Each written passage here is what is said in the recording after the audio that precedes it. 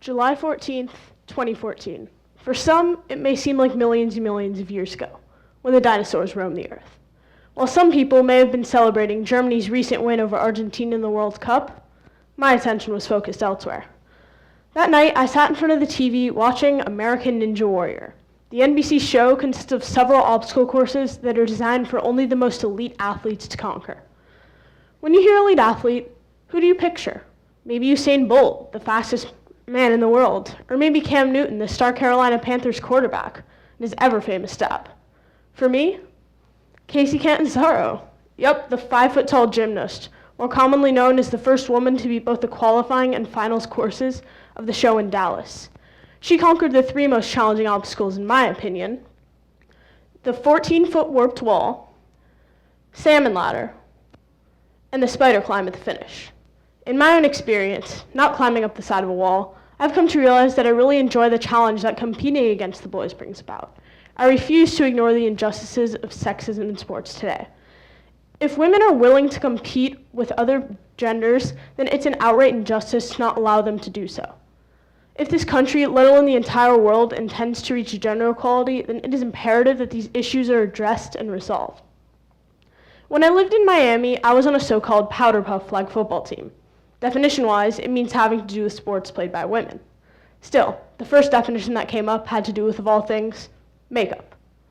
But then I saw that third definition: ineffectual, the ancillary meaning for a word that apparently has to do with girls' sports, powder puff player, one who no one can ever take seriously as any kind of competition.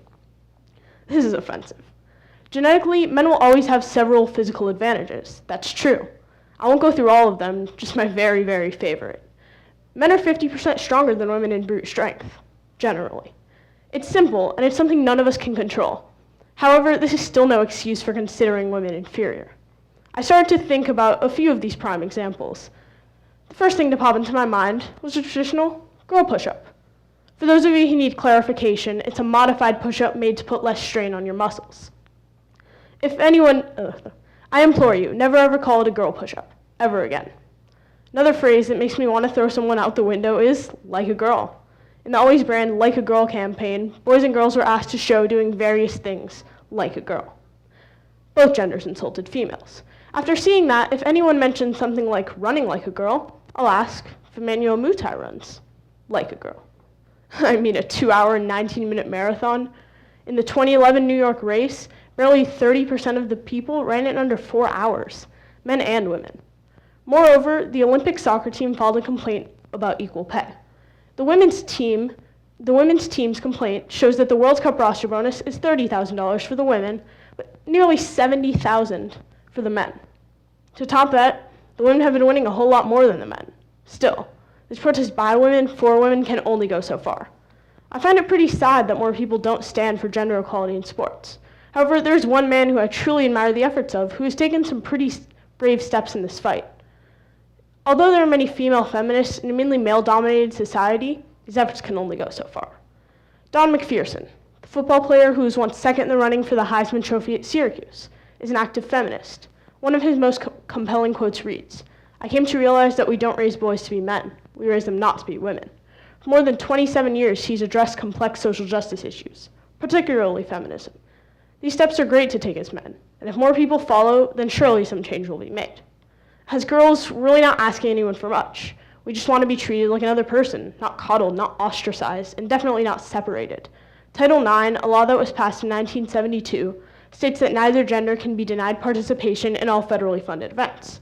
I won't go all legal here, but I think it might be conducive for people to know that it at least exists. You're probably wondering, why is this girl ranting about sexism in sports? Truth is, it exists. I'm acknowledging it, and maybe even trying to change it a little bit. If you're thinking to yourself right now, what can I do? I'm only one person. Let me assure you that even the smallest action can make the biggest difference. What each of us can do as individuals is stand up in this fight. However, I don't exactly expect everyone to be on board. Still, I challenge you, right here and right now, to leave this room with a new perspective, a few phrases removed from your vocabulary, and maybe even a new role model to follow. As poet G.D. Anderson said it best, feminism isn't about making women stronger. Women are already strong.